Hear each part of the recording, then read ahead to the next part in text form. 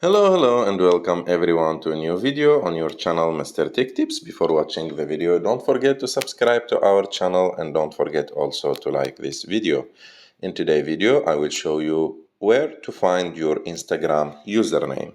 So to do this, you just need to open your Instagram account, and after that, you go to your Instagram account, and as you can see on the top the top left of the screen, you will see your username. For example, my username is Newsinet, so it's the username of my actual account.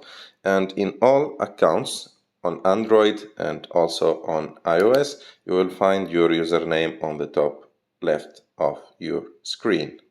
I hope that you like that. If you like this video, don't forget to subscribe to our channel and see you in the next one.